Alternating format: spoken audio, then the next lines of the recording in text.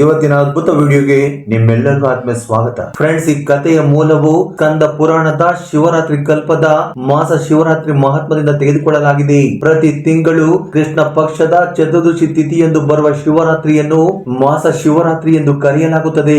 ಈ ರಾತ್ರಿ ಭಗವಾನ್ ಶಿವನಿಗೆ ಅತ್ಯಂತ ಪ್ರಿಯವಾದದ್ದು. ಈ ಮಾಸ ಶಿವರಾತ್ರಿಯ ಮಹತ್ವವನ್ನು ತಿಳಿಸುವ ಒಂದು ಅದ್ಭುತ ಪವಿತ್ರ ಕಥೆಯನ್ನು ಇವತ್ತಿನ ವಿಡಿಯೋದಲ್ಲಿ ತಿಳಿದುಕೊಳ್ಳೋಣ ಬನ್ನಿ. ಸೊ ಈ ವಿಡಿಯೋ ತುಂಬಾ ಇಂಟ್ರೆಸ್ಟಿಂಗ್ ಆಗಿದೆ, ಎಲ್ಲಿ ಕೂಡ ಸ್ಕಿಪ್ ಮಾಡದೆ ಪೂರ್ತಿಯಾಗಿ ನೋಡಿ. ಅದಕ್ಕಿಂತ ಮೊದಲು ಈ ವಿಡಿಯೋಗೊಂದು ಲೈಕ್ ನೀಡಿ ನಮ್ಮ ಚಾನೆಲ್ ಅನ್ನು ಸಬ್ಸ್ಕ್ರೈಬ್ ಮಾಡಿಕೊಳ್ಳಿ. ಹಾಗೆ ಕಮೆಂಟ್ ಬಾಕ್ಸ್ ಅಲ್ಲಿ ಓಂ ನಮ ಶಿವ ಎಂದು ಕಮೆಂಟ್ ಮಾಡುವ ಮೂಲಕ ನಿಮ್ಮ ಕೃತಜ್ಞತೆಗಳನ್ನು ತಿಳಿಸಿ. ಬಹಳ ಕಾಲದ ಹಿಂದೆ ಅವಂತಿಕ ನಗರದಲ್ಲಿ ಗುಣಶರ್ಮ ಎಂಬ ಬ್ರಾಹ್ಮಣನಿದ್ದನು. ಅವನು ಚಿಕ್ಕ ವಯಸ್ಸಿನಿಂದಲೇ ಪರಮ ಶಿವಭಕ್ತನಾಗಿದ್ದನು. ಪ್ರತಿದಿನ ಬೆಳಿಗ್ಗೆ ಎದ್ದು ಸ್ನಾನ ಮಾಡಿ ಶಿವಲಿಂಗಕ್ಕೆ ಅಭಿಷೇಕ ಮಾಡಿ ಬಿಲ್ವ ಪತ್ರೆಯನ್ನು ಅರ್ಪಿಸಿ ಓಂ ನಮ ಶಿವಾಯ ಮಂತ್ರವನ್ನು ಜಪಿಸುತ್ತಿದ್ದನು. ಆದರೆ ಕಾಲ ಕ್ರಮೇಣ ಅವನ ಜೀವನದಲ್ಲಿ ಕಷ್ಟಗಳು ಹೆಚ್ಚಾದವು. ಎಷ್ಟೇ ಕೆಲಸ ಮಾಡಿದರೂ ಸರಿಯಾದ ಆದಾಯವಿರಲಿಲ್ಲ. ಮನೆಯಲ್ಲಿ ಅನ್ನ ಬೇಯಿಸಲು ಕಷ್ಟವಾಯಿತು. ಮಕ್ಕಳು ಅನಾರೋಗ್ಯದಿಂದ ಬಳಲುತ್ತಿದ್ದರು. ಸಮಾಜದಲ್ಲಿ ಗೌರವ ಕಡಿಮೆಯಾಯಿತು. ಬಂಧುಗಳು ದೂರವಾದರು. ಈ ಕಷ್ಟಗಳ ನಡುವೆ ಗುಣಶರ್ಮನ ಮನಸ್ಸು ಕ್ರಮೇಣ ದೇವರ ಪೂಜೆಯಿಂದ ದೂರ ಸರಿಯಿತು. ಎಷ್ಟು ದಿನ ಪೂಜಿಸಿದೆ, ಆದರೆ ನನ್ನ ಜೀವನದಲ್ಲಿ ಏನು ಬದಲಾಗಲಿಲ್ಲ ಎಂದು ಅವನು ಭಾವಿಸಿದನು. ನಿಧಾನವಾಗಿ ಅವನ ನಿತ್ಯ ಪೂಜೆ ನಿಂತು ಹೋಯಿತು. ಅರ್ಚನೆ ನಿಲ್ಲಿಸಿದ, ಜಪ ಮಾಡುವುದನ್ನು ಮರೆತ. ಹೀಗೆ ಕೆಲವು ತಿಂಗಳು ಕಳೆದವು. ಗುಣಶರ್ಮ ಸಂಪೂರ್ಣವಾಗಿ ಧರ್ಮ ಮಾರ್ಗದಿಂದ ದೂರವಾದನು. ಅವನ ಮುಖದ ಮೇಲೆ ನಿರಾಶೆ ಮತ್ತು ಚಿಂತೆ ಸ್ಪಷ್ಟವಾಗಿ ಕಾಣಿಸುತ್ತಿತ್ತು. ಒಂದು ದಿನ ಅಂಗಿರಸ ಮಹರ್ಷಿಗಳು ಅವಂತಿಕ ನಗರಕ್ಕೆ ಬಂದರು. ಅವರು ದಿವ್ಯ ಜ್ಞಾನವುಳ್ಳ ಮಹಾತ್ಮರಾಗಿದ್ದರು. ನಗರದಲ್ಲಿ ಸಂಚರಿಸುತ್ತಿದ್ದಾಗ ಮರದ ಕೆಳಗೆ ದುಃಖದಿಂದ ಕುಳಿತಿದ್ದ ಗುಣಶರ್ಮನನ್ನು ನೋಡಿದರು. ಆಗ ಮಹರ್ಷಿ ದಯೆಯಿಂದ ಈ ರೀತಿಯಾಗಿ ಕೇಳಿದರು, ವತ್ಸ, ನೀನು ಬ್ರಾಹ್ಮಣನಾಗಿದ್ದೀಯಾ, ಆದರೂ ನಿನ್ನ ಮುಖದ ಮೇಲೆ ಏಕೆ ಇಷ್ಟು ಕಷ್ಟ ಕಾಣಿಸುತ್ತಿದೆ? ನಿನ್ನ ಮನಸ್ಸಿನಲ್ಲಿ ಏನಿದೆಯೋ ಅದನ್ನು ನನ್ನೊಂದಿಗೆ ಹೇಳು. ಆಗ ಗುಣಶರ್ಮರು ಮಹರ್ಷಿಯ ಪಾದಗಳಿಗೆ ಸಾಷ್ಟಾಂಗ ನಮಸ್ಕಾರ ಮಾಡಿ ಕಣ್ಣೀರಿನಿಂದ ಹೀಗೆಂದರು, ಗುರುವರ್ಯ, ನಾನು ಚಿಕ್ಕಂದಿನಿಂದ ಮಹಾಶಿವನನ್ನು ಪೂಜಿಸುತ್ತಾ ಬಂದಿದ್ದೇನೆ. ಆದರೆ ನನ್ನ ಜೀವನದಲ್ಲಿ ಯಾವುದೇ ಬದಲಾವಣೆ ಬಂದಿಲ್ಲ. ಇನ್ನು ಬಡತನ ಹೆಚ್ಚಾಗಿದೆ, ಕಷ್ಟಗಳು ಬೆಳೆದಿವೆ, ಮನಸ್ಸು ನಿರಾಶೆಯಿಂದ ತುಂಬಿದೆ. ಈಗ ಪೂಜೆಯಲ್ಲಿ ಶ್ರದ್ಧೆಯು ಸಹ ಹೋಗಿದೆ. ಏನು ಮಾಡಬೇಕೆಂದು ನನಗೆ ತಿಳಿಯುತ್ತಿಲ್ಲ ಎಂದನು. ಆಗ ಮಹರ್ಷಿ ಅಂಗಿರಸರು ಕರುಣೆಯಿಂದ ನಗುತ್ತಾ, ವತ್ಸ, ನಿನ್ನ ಸಮಸ್ಯೆಯನ್ನು ನಾನು ಅರ್ಥ ಮಾಡಿಕೊಂಡಿದ್ದೇನೆ. ನೀನು ಮಾಡಿದ ಯಾವ ಪೂಜೆಯೂ ವ್ಯರ್ಥವಾಗಿಲ್ಲ. ಆದರೆ ಪೂರ್ವ ಜನ್ಮದ ಪಾಪ ಮತ್ತು ಪ್ರಸ್ತುತ ಜೀವನದ ಕರ್ಮ ಭಾರದಿಂದಾಗಿ ಈ ಫಲಿತಾಂಶಗಳು ವಿಳಂಬವಾಗುತ್ತಿವೆ. ಆದರೆ ನಿನಗೆ ಒಂದು ಮಾರ್ಗವನ್ನು ಹೇಳುತ್ತೇನೆ. ಈ ವ್ರತವನ್ನು ಮಾಡಿದರೆ ಎಲ್ಲ ಪಾಪಗಳು ನಾಶವಾಗುತ್ತವೆ, ನಿನ್ನ ಜೀವನ ಬದಲಾಗುತ್ತದೆ. ಗುಣಶರ್ಮ ಆಸಕ್ತಿಯಿಂದ ಯಾವ ವ್ರತ ಗುರುವರ್ಯ ಎಂದು ಕೇಳಿದನು. ಮಹರ್ಷಿ ಅಂಗಿರಸರು ವಿವರವಾಗಿ ಹೇಳತೊಡಗಿದರು, ವತ್ಸ, ಇದು ಮಾಸ ಶಿವರಾತ್ರಿ ವ್ರತ. ಇದು ಪವಿತ್ರವಾದ ವ್ರತಗಳಲ್ಲಿ ಒಂದು. ಇದು ಪ್ರತಿ ತಿಂಗಳು ಕೃಷ್ಣ ಪಕ್ಷದ ಚತುರ್ದಶಿ ತಿಥಿ ಎಂದು ಬರುತ್ತದೆ. ಈ ರಾತ್ರಿ ಭಗವಾನ್ ಶಂಕರನಿಗೆ ಅತ್ಯಂತ ಪ್ರೀತಿ ಪಾತ್ರವಾದದ್ದು. ಆಗ ಮಹರ್ಷಿಗಳು ವ್ರತವನ್ನು ಹೀಗೆ ಮಾಡಬೇಕೆಂದು ವಿವರಿಸುತ್ತಾ ಹೋದರು. ಆ ದಿನ ಸಂಪೂರ್ಣವಾಗಿ ಉಪವಾಸವಿರಬೇಕು. ಕನಿಷ್ಠ ಫಲಹಾರವನ್ನು ತೆಗೆದುಕೊಳ್ಳಬಾರದು, ಆದರೆ ನೀರನ್ನು ಕುಡಿಯಬಹುದು. ಸೂರ್ಯಾಸ್ತಮಯದಿಂದ ಮರುದಿನ ಸೂರ್ಯೋದಯದವರೆಗೆ ಎಚ್ಚರವಾಗಿರಬೇಕು. ರಾತ್ರಿ ನಿದ್ರೆ ಮಾಡದೆ ಜಾಗರಣೆ ಮಾಡಬೇಕು. ರಾತ್ರಿ ಇಡೀ ಭಗವಾನ್ ಶಿವನಿಗೆ ಪೂಜೆ ಮಾಡು. ಸಾಮರ್ಥ್ಯವಿದ್ದರೆ ಪ್ರತಿ ಜಾವಕ್ಕೆ ಅಂದ್ರೆ ಪ್ರತಿ 3 ಗಂಟೆಗೊಮ್ಮೆ ಒಂದೊಂದು ಪೂಜೆ ಮಾಡು. ಸಾಮರ್ಥ್ಯವಿಲ್ಲದಿದ್ದರೆ ಒಂದು ಪೂಜೆ ಮಾಡಿದರೂ ಸಾಕು. ಬಿಲ್ವಾರ್ಚನೆ, ಬಿಲ್ವ ಪತ್ರೆಗಳನ್ನು ಶಿವಲಿಂಗಕ್ಕೆ ಸಮರ್ಪಿಸು. ನೀವು ಧನವಂತರಾದರೆ ಹಾಲು, ಜೇನುತುಪ್ಪ, ಹಣ್ಣುಗಳನ್ನು ಅರ್ಪಿಸಬಹುದು. ಬಡವರಾದರೆ ಒಂದು ಬಿಲ್ವ ಪತ್ರೆ ಆದರೆ ಸಾಕು. ಶಿವನ ಮುಂದೆ ಭಕ್ತಿಯಿಂದ ಕುಳಿತುಕೊಂಡು ಓಂ ನಮ ಶಿವಾಯ ಮಂತ್ರವನ್ನು ಎಷ್ಟು ಬಾರಿ ಜಪಿಸಲು ಸಾಧ್ಯವೋ ಅಷ್ಟು ಬಾರಿ ಜಪಿಸು. ಈ ಒಂದು ಮಾಸ ಶಿವರಾತ್ರಿ ವ್ರತವು 1000 ಸಾಮಾನ್ಯ ಪೂಜೆಗಳಿಗೆ ಸಮಾನ. ಗತ ಜನ್ಮದ ಪಾಪಗಳು ನಾಶವಾಗುತ್ತವೆ. ಪ್ರಸ್ತುತ ಜೀವನದ ಕಷ್ಟಗಳು ದೂರವಾಗುತ್ತವೆ. ಮನಸ್ಸಿನಲ್ಲಿ ಭಕ್ತಿ ಮತ್ತೆ ಮೊಳಕೆಯೊಡೆಯುತ್ತದೆ. ಧನ ಧಾನ್ಯ ಸಂಪತ್ತುಗಳು ಹೆಚ್ಚಾಗುತ್ತವೆ. ಕುಟುಂಬದಲ್ಲಿ ಸುಖ ಲಭಿಸುತ್ತದೆ. ಕೊನೆಗೆ ಶಿವಲೋಕವನ್ನು ತಲುಪುತ್ತಾರೆ. ಮುಖ್ಯವಾಗಿ ನೆನಪಿಡಿ, ಭಗವಾನ್ ಶಿವನು ಭಾವವನ್ನು ನೋಡುತ್ತಾನೆ ಹೊರತು ಪದಾರ್ಥಗಳ ಖರ್ಚನ್ನಲ್ಲ. ದೊಡ್ಡ ಪತ್ತಿಲ್ಲದೆ ಪ್ರಾಮಾಣಿಕವಾಗಿ ಮಾಡಿದ ಚಿಕ್ಕ ಪೂಜೆಯು ಆತನಿಗೆ ತುಂಬಾ ಪ್ರಿಯಕರವಾಗಿದೆ. ಗುಣಶರ್ಮ ಮಹರ್ಷಿಗಳ ಮಾತುಗಳನ್ನು ಕೇಳಿ ಗಾಢವಾಗಿ ಯೋಚನೆ ಮಾಡಿದನು. ನಾನು ಈಗ ತುಂಬಾ ಬಡವ, ಪೂಜಾ ಸಾಮಗ್ರಿಗಳನ್ನು ಖರೀದಿಸಲು ಹಣವಿಲ್ಲ. ಆದರೆ ಈ ವ್ರತ ಮಾಡಿದರೆ ನನ್ನ ಜೀವನ ಬದಲಾಗುತ್ತದೆ ಎಂದು ಮಹರ್ಷಿಗಳು ಹೇಳುತ್ತಿದ್ದಾರೆ. ಒಮ್ಮೆಯಾದರೂ ಪ್ರಯತ್ನಿಸಬೇಕು ಎಂದು ನಿರ್ಧಾರ ಮಾಡಿದನು.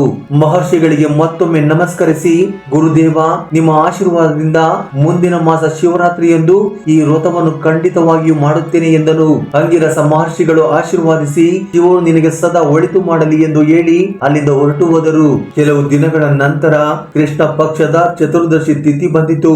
ಗುಣಶರ್ಮ ಬೆಳಿಗ್ಗೆ ಎದ್ದು ಸ್ನಾನ ಮಾಡಿ ಶಿವನನ್ನು ಸ್ಮರಿಸಿದ. ಆದರೆ ಅವನ ಸ್ಥಿತಿ ನಿಜವಾಗಿಯೂ ದಯನೀಯವಾಗಿತ್ತು. ಮನೆಯಲ್ಲಿ ಯಾವುದೇ ಪೂಜಾ ಸಾಮಗ್ರಿಗಳಿರಲಿಲ್ಲ. ಹಾಲು, ಜೇನುತುಪ್ಪ, ಹಣ್ಣುಗಳನ್ನು ಕೊಳ್ಳಲು ಹಣವಿರಲಿಲ್ಲ. ದೀಪ ಬೆಳಗಿಸಲು ಕನಿಷ್ಠ ಎಣ್ಣೆಯೂ ಇರಲಿಲ್ಲ. ಅಡುಗೆ ಮಾಡಲು ಆಹಾರ ಪದಾರ್ಥಗಳು ಇರಲಿಲ್ಲ. ಕುಟುಂಬದವರು ಊಟವಿಲ್ಲದೆ ಉಳಿದಿದ್ದರು. ಗುಣಶರ್ಮನ ಹೆಂಡತಿ ಆಗ ಈ ರೀತಿಯಾಗಿ ಹೇಳಿದಳು, ಇಂದು ನಾವೆಲ್ಲರೂ ಉಪವಾಸದಲ್ಲಿ ಇರೋಣ. ಇದು ಶಿವನಿಗಾಗಿ ಮಾಡುವ ತ್ಯಾಗ. ಸಂಜೆ ಆಯಿತು. ಗುಣಶರ್ಮ ಎಲ್ಲರ ಬಗ್ಗೆ ಯೋಚಿಸಿದ. ನನ್ನ ಬಳಿ ಏನೂ ಇಲ್ಲ, ಆದರೆ ಮಹರ್ಷಿಗಳು ಹೇಳಿದಂತೆ ಭಗವಂತನು ಭಾವವನ್ನು ನೋಡುತ್ತಾನೆ ಎಂದಿದ್ದಾರಲ್ಲ, ಹಾಗಾದರೆ ಕನಿಷ್ಠ ಒಂದು ಬಿಲ್ವ ಪತ್ರೆಯಾದರೂ ಇರಬೇಕು ಎಂದುಕೊಂಡನು. ಅವನು ಗ್ರಾಮದ ಹೊರಗೆ ಸುತ್ತಾಡಿ ಕಾಡಿನ ಹತ್ತಿರ ಒಂದು ದೊಡ್ಡ ಬಿಲ್ವ ಪತ್ರೆಯ ಮರವನ್ನು ಕಂಡನು. ಆ ಮರದ ಬಳಿಗೆ ಹೋಗಿ ಪ್ರಾರ್ಥಿಸಿದನು, ಭಗವಂತ, ನನ್ನ ಬಳಿ ನಿನಗೆ ಅರ್ಪಿಸಲು ಏನೂ ಇಲ್ಲ, ಈ ಒಂದು ಬಿಲ್ವ ಪತ್ರೆಯಷ್ಟೇ ಇದೆ. ತಕ್ಷಣ ಅದನ್ನು ತನ್ನ ಕೈಗಳಿಗೆ ತೆಗೆದುಕೊಂಡನು. ಅವನು ತೆಗೆದುಕೊಂಡ ಬಿಲ್ವ ಪತ್ರೆಯು ತ್ರಿದಳ ಬಿಲ್ವ, ಅಂದ್ರೆ 3 ಎಲೆಗಳುಳ್ಳ ಬಿಲ್ವ ಪತ್ರೆಯಾಗಿತ್ತು. ಅದನ್ನು ಬಟ್ಟೆಯಲ್ಲಿ ಜಾಗರೂಕವಾಗಿ ಇರಿಸಿಕೊಂಡನು. ಮನೆಗೆ ಹಿಂತಿರುಗಿದ ತಕ್ಷಣ ಶಿವಲಿಂಗದ ಮುಂದೆ ಕುಳಿತುಕೊಂಡನು. ದೀಪ ಬೆಳಗಿಸಲು ಎಣ್ಣೆಯೂ ಇಲ್ಲದ ಕಾರಣ ಮಣ್ಣಿನ ದೀಪದಲ್ಲಿ ಸ್ವಲ್ಪ ನೀರು ಹಾಕಿ ಒಂದು ಚಿಕ್ಕ ಬತ್ತಿಯನ್ನು ಒದ್ದೆ ಮಾಡಿ ಅದನ್ನು ಜಲದೀಪವಾಗಿ ಇಟ್ಟನು. ಸಮಯ 7:22. ಆಶ್ಚರ್ಯವೆಂಬುವಂತೆ ಆ ದೀಪವು ಸಹ ಎಂದಿನಂತೆ ಎಣ್ಣೆ ಇರುವ ದೀಪದಂತೆ ಪ್ರಜ್ವಲಿಸಿತು. ಆ ಇಡೀ ರಾತ್ರಿ ಅವನು ಬಿಲ್ವಪತ್ರೆಯನ್ನು ಶಿವಲಿಂಗಕ್ಕೆ ಅರ್ಪಿಸಿ ಯಾವುದೇ ಅಭಿಷೇಕವನ್ನು ಮಾಡಲು ಸಾಧ್ಯವಾಗದೆ 2 ಕೈಗಳಿಂದ ನೀರನ್ನು ಸಮರ್ಪಿಸಿ ಹೂಗಳಿಲ್ಲದೆ ತನ್ನ ಹೃದಯವನ್ನೇ ಭಾವ ಪುಷ್ಪಗಳನ್ನಾಗಿ ಮಾರ್ಪಡಿಸಿ ಓಂ ನಮಃ ಶಿವಾಯ ಮಂತ್ರವನ್ನು ನಿರಂತರವಾಗಿ ಜಪಿಸಿದನು. ಶಿವನ ಕಥೆಗಳು, ಸ್ತೋತ್ರಗಳು ಎಲ್ಲವನ್ನು ನೆನಪಿಸಿಕೊಂಡು ಜಪಿಸುವುದಕ್ಕೆ ಶುರು ಮಾಡಿದನು. ಅರ್ಧ ರಾತ್ರಿ ಆಯಿತು. ಗುಣಶರ್ಮನ ಕಣ್ಣುಗಳು ಆಯಾಸದಿಂದ ಆಗಲೇ ಮುಚ್ಚಿಕೊಳ್ಳಬೇಕೆಂದು ಬಯಸುತ್ತಿದ್ದವು. ಆದರೆ ನಾನು ಮಹರ್ಷಿಗೆ ವಾಗ್ದಾನ ಮಾಡಿದ್ದೇನೆ, ರಾತ್ರಿಯಿಡೀ ಎಚ್ಚರವಾಗಿರುತ್ತೇನೆ ಎಂದುಕೊಂಡು ಕಣ್ಣುಗಳನ್ನು ತೆರೆದು ಇನ್ನಷ್ಟು ಗಟ್ಟಿಯಾಗಿ ಜಪ ಮಾಡಿದನು. ಅವನ ಹೆಂಡತಿ, ಮಕ್ಕಳು ಸಹ ಪಕ್ಕದಲ್ಲೇ ಕುಳಿತು ಶಿವನನ್ನು ಸ್ಮರಿಸುತ್ತಿದ್ದರು. ಮನೆಯೆಲ್ಲ ಓಂ ನಮಃ ಶಿವಾಯ ಎಂಬ ಧ್ವನಿಯಿಂದ ತುಂಬಿ ಹೋಗಿತ್ತು. ಮುಂಜಾನೆಯ ಸಮಯದಲ್ಲಿ ಗುಣಶರ್ಮ ತನ್ನ ಕೊನೆಯ ಪ್ರಾರ್ಥನೆಯನ್ನು ಸಲ್ಲಿಸಿದನು. ಭಗವಾನ್ ಶಂಕರ, ತ್ರಿಪುರಾಂತಕ, ಕೈಲಾಸವಾಸ, ನಾನು ಬಡವನು, ನನ್ನ ಬಳಿ ನಿಮಗೆ ಅರ್ಪಿಸಲು ಏನೂ ಇಲ್ಲ, ಆದರೆ ನನ್ನ ಹೃದಯದಲ್ಲಿ ನಿಮ್ಮ ಬಗ್ಗೆ ಅಪಾರವಾದ ಭಕ್ತಿ ಇದೆ. ದಯವಿಟ್ಟು ನನ್ನ ಈ ಸಣ್ಣ ಪೂಜೆಯನ್ನು ಸ್ವೀಕರಿಸಿ ನನ್ನ ಕುಟುಂಬಕ್ಕೆ ಒಳಿತು ಮಾಡಿ ಎಂದು ಬೇಡಿಕೊಂಡನು. ಸೂರ್ಯೋದಯವಾಯಿತು. ಅವನ ಪೂಜೆ ಪೂರ್ಣವಾಯಿತು. ಅದೇ ದಿನ ರಾತ್ರಿ ಗುಣಶರ್ಮನಿಗೆ ಒಂದು ಅದ್ಭುತವಾದ ಸ್ವಪ್ನ ಬಿದ್ದಿತು. ಆಕಾಶದಿಂದ ದಿವ್ಯ ಕಾಂತಿಯೊಂದು ಕಣ್ಣು ಕೊರೆಸುವಂತೆ ಪ್ರಕಾಶಿಸುತ್ತಾ ಇತ್ತು. ಆ ಕಾಂತಿಯ ಮಧ್ಯದಲ್ಲಿ ತ್ರಿಶೂಲಧಾರಿ ನಾಗಭರಣನು, ಗಂಗಾಧರನು, ಚಂದ್ರಶೇಖರನಾದ ಭಗವಾನ್ ಶಿವನು ಪ್ರತ್ಯಕ್ಷನಾದನು. ಅವನ ಸುತ್ತಲೂ ದಿವ್ಯ ಗಂಧ, ಪುಷ್ಟ ವೃಷ್ಟಿ, ಹಾಗೆಯೇ ಬಹಳ ಒಳ್ಳೆಯ ಸುಗಂಧ. ಗುಣಶರ್ಮ ಭಯದಿಂದ, ಆಶ್ಚರ್ಯದಿಂದ, ಭಕ್ತಿಯಿಂದ ನೆಲದ ಮೇಲೆ ಬಿದ್ದು ಬಿಟ್ಟನು. ಶಂಭೋ ಶಂಕರ ಮಹಾದೇವ ಎಂದು ಜೋರಾಗಿ ಕೂಗಿದನು. ಭಗವಾನ್ ಶಿವನು ದಯೆಯಿಂದ ನಗುತ್ತಾ, ಗುಣಶರ್ಮ, ಎದ್ದು ನನ್ನ ಕಡೆ ನೋಡು, ಭಯ ಪಡಬೇಡ, ನಾನು ನಿನ್ನ ಭಕ್ತಿಗೆ ಮೆಚ್ಚಿ ದರ್ಶನ ನೀಡಿದ್ದೇನೆ. ನೀನು ಮಾಡಿದ ಈ ಪೂಜೆ ಅತ್ಯಂತ ಸರಳವಾದದ್ದು, ಆದರೆ ನನಗೆ ಸಂತೃಪ್ತಿಯನ್ನು ನೀಡಿದೆ. ಒಂದೇ ಒಂದು ಬಿಲ್ವ ಪತ್ರೆ, ಕೆಲವು ನೀರಿನ ಬಿಂದುಗಳು, ಪ್ರಾಮಾಣಿಕ ಮಂತ್ರ ಜಪ, ಇವೇ ನನಗೆ ಪ್ರಿಯವಾದವುಗಳು. ಆದರೆ ನಿನ್ನ ಹೃದಯದಲ್ಲಿನ ಭಕ್ತಿ, ನಿಷ್ಠೆ, ತ್ಯಾಗ ಭಾವನೆಗಳು ನನ್ನನ್ನು ಮತ್ತಷ್ಟು ಸಂತೋಷಪಡಿಸಿವೆ. ಲೋಕದಲ್ಲಿ ಅನೇಕ ಜನರು ಕೋಟಿಗಟ್ಟಲೆ ರೂಪಾಯಿಗಳನ್ನು ಖರ್ಚು ಮಾಡಿ ಚಿನ್ನದ ಸಾಮಗ್ರಿಗಳೊಂದಿಗೆ ಪೂಜೆ ಮಾಡುತ್ತಾರೆ. ಆದರೆ ಅವರ ಮನಸ್ಸಿನಲ್ಲಿ ಅಹಂಕಾರದ ಪ್ರದರ್ಶನವಿರುತ್ತದೆ. ಅಂತ ಪೂಜೆಗಳು ನನಗೆ ಇಷ್ಟವಾಗುವುದಿಲ್ಲ. ಆದರೆ ನೀನು ಪರಿಪೂರ್ಣವಾದ ನಿಷ್ಠೆಯಿಂದ ದಾರಿದ್ರ್ಯದಲ್ಲಿಯೂ ಸಹ ನನ್ನ ಬಗ್ಗೆ ಭಕ್ತಿಯನ್ನು ಬಿಟ್ಟುಕೊಡಲಿಲ್ಲ. ನಿನ್ನ ಒಂದೇ ಒಂದು ಬಿಲ್ವ ಪತ್ರೆ ಸಾವಿರಾರು ಚಿನ್ನದ ಪುಷ್ಪಗಳಿಗಿಂತಲೂ ಹೆಚ್ಚು ಮೌಲ್ಯಯುತವಾಗಿದೆ. ಆದ್ದರಿಂದ ನಾನು ನಿನಗೆ ವರವನ್ನು ನೀಡುತ್ತಿದ್ದೇನೆ. ನಿನ್ನ ಪೂರ್ವ ಜನ್ಮದ ಪಾಪಗಳೆಲ್ಲ ನಾಶವಾಗುತ್ತವೆ. ಇಂದಿನಿಂದ ನಿನ್ನ ದಾರಿದ್ರ್ಯವು ದೂರವಾಗುತ್ತದೆ. ನಿನ್ನ ಮನಸ್ಸಿನಲ್ಲಿ ಭಕ್ತಿ ಮತ್ತೆ ಸಂಪೂರ್ಣವಾಗಿ ಮೊಳಕೆ ಹಿಡಿಯುತ್ತದೆ. ನಿನ್ನ ಕುಟುಂಬವು ಸುಖ ಶಾಂತಿಗಳಿಂದ ತುಂಬಿ ಹೋಗುತ್ತದೆ.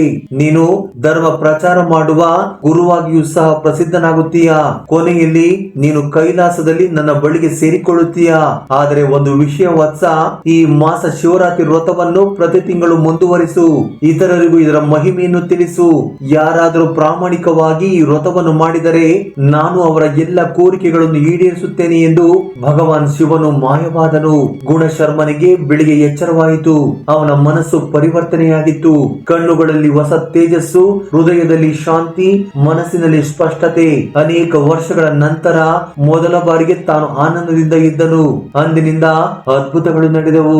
ಊರಿನ ಒಬ್ಬ ಧನವಂತನು ಗುಣಶರ್ಮನನ್ನು ಕರೆದು, ನೀವು ನನ್ನ ಮಗನಿಗೆ ವೇದ ಪಾಠಗಳನ್ನು ಹೇಳಿಕೊಡಿ, ನಾನು ಉತ್ತಮ ವೇತನವನ್ನು ನೀಡುತ್ತೇನೆ ಎಂದನು. ಮೊದಲ ತಿಂಗಳಿನಿಂದಲೇ ಮನೆಯ ಆರ್ಥಿಕ ಪರಿಸ್ಥಿತಿ ಸುಧಾರಿಸಿತು.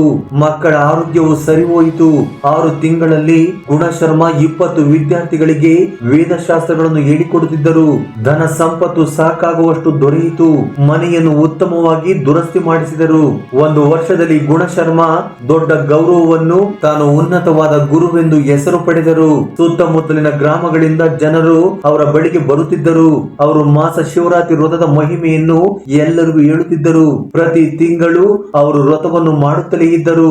ಗುಣಶರ್ಮನ ಜೀವನದಲ್ಲಿ ಆದ ಬದಲಾವಣೆಯನ್ನು ನೋಡಿ ಊರಿನ ಜನರೆಲ್ಲರೂ ಆಶ್ಚರ್ಯಪಟ್ಟರು. ಅನೇಕರು ಅವರ ಬಳಿಗೆ ಬಂದು, ನಿಮ್ಮ ಜೀವನದಲ್ಲಿ ಇಷ್ಟು ದೊಡ್ಡ ಬದಲಾವಣೆ ಹೇಗೆ ಬಂತು ಎಂದು ಕೇಳಿದರು. ಅದಕ್ಕೆ ಗುಣಶರ್ಮ, ಮಾಸ ಶಿವರಾತ್ರಿ ವ್ರತದಿಂದಲೇ ಇದೆಲ್ಲ ಆಗಿದೆ. ನನ್ನ ಪ್ರೀತಿಯ ಬಂಧುಗಳೇ, ಜನರೇ, ನಾನು ಯಾವುದೇ ಪುಣ್ಯವನ್ನು ಮಾಡಿಲ್ಲ, ಯಾವುದೇ ದೊಡ್ಡ ತಪಸ್ಸನ್ನು ಮಾಡಿಲ್ಲ, ಯಾವುದೇ ದುಬಾರಿ ಯಜ್ಞವನ್ನು ಮಾಡಿಲ್ಲ. ಪ್ರತಿ ತಿಂಗಳು ಕೃಷ್ಣ ಪಕ್ಷ ಚತುರ್ದಶಿ ತಿಥಿಯಂದು ಹಗಲಿನಲ್ಲಿ ಉಪವಾಸ, ರಾತ್ರಿ ಎಚ್ಚರ, ಒಂದೇ ಬಿಲ್ವಪತ್ರೆಯ ಸಮರ್ಪಣೆ, ಜೊತೆಗೆ ನಿರಂತರ ಮಂತ್ರ ಜಪ, ಸ್ವಲ್ಪ ನೀರು, ಇಷ್ಟೇ. ಭಗವಾನ್ ಶಿವನು ಭಾವವನ್ನು ನೋಡುತ್ತಾನೆ, ಖರ್ಚನ್ನು ಅಲ್ಲ ಎಂದು ಎಲ್ಲವನ್ನು ವಿವರವಾಗಿ ಹೇಳಿದನು. ಹಾಗಾದರೆ ನಾವು ಸಹ ಮಾಡಬಹುದೇ ಎಂದು ನೀವು ಕೇಳಿದರೆ, ನೀವೆಲ್ಲರೂ ಧನವಂತರಾಗಿರಲಿ ಅಥವಾ ಬಡವರಾಗಿರಲಿ, ಯುವಕರಾಗಿರಲಿ ಅಥವಾ ವೃದ್ಧರಾಗಿರಲಿ, ಎಲ್ಲರೂ ಮಾಡಿ ಎಂದು ಹೇಳಿದರು. ಆಗ ಎಲ್ಲರಲ್ಲೂ ಬದಲಾವಣೆ ಬಂದಿತು. ವ್ರತವನ್ನು ಮಾಡಿದರು. ಅದ್ಭುತವಾದ ಫಲಿತಾಂಶಗಳನ್ನು ಪಡೆದರು. ಅನೇಕ ವರ್ಷಗಳು ಕಳೆದು ಹೋದವು. ಗುಣಶರ್ಮ ಈಗ ವೃದ್ಧರಾಗಿದ್ದರು. ಅವರ ಜೀವನ ಸಂಪೂರ್ಣವಾಗಿ ಸಫಲವಾಗಿತ್ತು. ಅವರ ಕುಟುಂಬ ಸುಖವಾಗಿತ್ತು. ಸಾವಿರಾರು ವಿದ್ಯಾರ್ಥಿಗಳಿಗೆ ಅವರು ಗುರುವಾಗಿದ್ದರು. ಒಂದು ದಿನ ಗುಣಶರ್ಮ ತಮ್ಮ ಶಿಷ್ಯರೆಲ್ಲರನ್ನು ಕರೆಸಿ ಕೊನೆಯದಾಗಿ ಒಂದು ಉಪದೇಶವನ್ನು ನೀಡಿದರು. ಪ್ರೀತಿಯ ಶಿಷ್ಯರೇ, ನನ್ನ ಆಯಸ್ಸು ಮುಗಿಯುತ್ತಿದೆ ಎಂದು ನನಗೆ ಗೊತ್ತು. ನಾನು ಹೋಗುವ ಮೊದಲು ನಿಮಗೆ ಮುಖ್ಯವಾದ ವಿಷಯಗಳನ್ನು ಹೇಳಲು ಬಯಸುತ್ತೇನೆ. ಭಕ್ತಿ ಎಂದರೆ ಸಂಪತ್ತಿನಲ್ಲಿ ಇರುವುದಿಲ್ಲ, ನಿರಂತರವಾಗಿ ಅವನನ್ನು ಸ್ಮರಿಸುವುದೇ ಮುಖ್ಯ. ಸರಳತೆಯ ಒಂದು ದೊಡ್ಡ ಗುಣ. ದೊಡ್ಡ ದೊಡ್ಡ ವಿಧಾನಗಳು ಬೇಕಾಗಿಲ್ಲ. ಶ್ರದ್ಧೆಯಿಂದ ಮಾಡುವ ಯಾವುದೇ ಪೂಜೆಯಾದರೂ ಸಾಕು. ಕುಟುಂಬದೊಂದಿಗೆ ಸೇರಿಕೊಂಡು ಮಾಡಿ. ನಿಮಗೆ ತಿಳಿದಿರುವುದನ್ನು ಇತರರಿಗೆ ಹೇಳಿ. ಭಗವಂತನನ್ನು ಮರೆಯಬೇಡಿ ಎಂದು ಹೇಳಿ. ಕೊನೆಗೆ ಅವರು ತಮ್ಮ ದೇಹವನ್ನು ತ್ಯಜಿಸಿದರು. ಮಾಸ ಶಿವರಾತ್ರಿ ವ್ರತದ ಮಹಿಮೆಯಿಂದ ಹಾಗೂ ಭಗವಾನ್ ಶಿವನ ಆಶೀರ್ವಾದದಿಂದ ಅವರು ಮರಣದ ನಂತರ ಉನ್ನತವಾದ ಕೈಲಾಸ ಲೋಕವನ್ನು ಸೇರಿಕೊಂಡರು. ಈ ರೀತಿಯಾಗಿ ಒಂದು ಸಾಮಾನ್ಯವಾದ ಮಾಸ ಶಿವರಾತ್ರಿ ವ್ರತವು ಗುಣಶರ್ಮನನ್ನು ಶ್ರೇಷ್ಠನನ್ನಾಗಿ ಮಾಡಿತು. ದಾರಿದ್ರ್ಯದಿಂದ ಸಂಪತ್ತಿಗೆ, ನಿರಾಶೆಯಿಂದ ಆಶಾಭಾವಕ್ಕೆ, ಅಜ್ಞಾನದಿಂದ ಜ್ಞಾನಕ್ಕೆ ಈ ಪ್ರಯಾಣವು ಭಗವಂತನ ಕೈಯಲ್ಲಿರುತ್ತದೆ. ಅದನ್ನು ತಲುಪುವ ಮಾರ್ಗದಲ್ಲಿ ಒಂದು ಪ್ರಕ್ರಿಯೆ ಈ ಮಾಸ ಶಿವರಾತ್ರಿ ವ್ರತ. ಒಂದು ವೇಳೆ ನಿಮ್ಮಲ್ಲಿ ಯಾರಾದರೂ ಈ ವ್ರತವನ್ನು ಮಾಡಬೇಕೆಂದುಕೊಂಡರೆ ವ್ರತದ ಸಂಪೂರ್ಣ ವಿಧಿವಿಧಾನಗಳು ಕೆಳಗಿರುವ ಕಮೆಂಟ್ ಸೆಕ್ಷನ್ ಅಲ್ಲಿ ಪಿನ್ ಮಾಡಲ್ಪಟ್ಟಿವೆ. ಅಲ್ಲಿಗೆ ಹೋಗಿ ಈ ವಿವರಗಳನ್ನು ಪರಿಶೀಲಿಸಿ ನೀವು ಸಹ ವ್ರತವನ್ನು ಮಾಡಬಹುದು. ಫ್ರೆಂಡ್ಸ್, ಈ ಕತೆ ಕೇಳಿದ ನಿಮ್ಮೆಲ್ಲರಿಗೂ, ವ್ರತ ಮಾಡುವ ಪ್ರತಿಯೊಬ್ಬರಿಗೂ ಸಕಲ ಶುಭಗಳು ಸಿಗಲಿ ಎಂದು, ಭಗವಾನ್ ಶಿವನ ಆಶೀರ್ವಾದ ಎಲ್ಲರ ಮೇಲೂ ಇರಲಿ ಎಂದು ಆ ಭಗವಂತನಲ್ಲಿ ಬೇಡಿಕೊಳ್ಳುತ್ತಾ ಈ ವಿಡಿಯೋವನ್ನು ಮುಗಿಸುತ್ತಿದ್ದೇವೆ. ಫ್ರೆಂಡ್ಸ್, ಈ ವಿಡಿಯೋ ನಿಮಗೆ ಇಷ್ಟವಾದರೆ ಲೈಕ್ ಮಾಡಿ, ಶೇರ್ ಮಾಡಿ, ನಮ್ಮ ಚಾನೆಲ್ ಅನ್ನು ಸಬ್ಸ್ಕ್ರೈಬ್ ಮಾಡಿಕೊಳ್ಳಿ. ಹಾಗೆ ಕಮೆಂಟ್ ಬಾಕ್ಸ್ ಅಲ್ಲಿ ಹರ ಹರ ಶಂಭೋ ಶಂಕರ ಎಂದು ಕಮೆಂಟ್ ಮಾಡುವ ಮೂಲಕ ನಿಮ್ಮ ನಮನಗಳನ್ನು ತಿಳಿಸಿ. ಜೈ ಶ್ರೀ ಕೃಷ್ಣ ವಾಸುದೇವ. ಧನ್ಯವಾದಗಳು.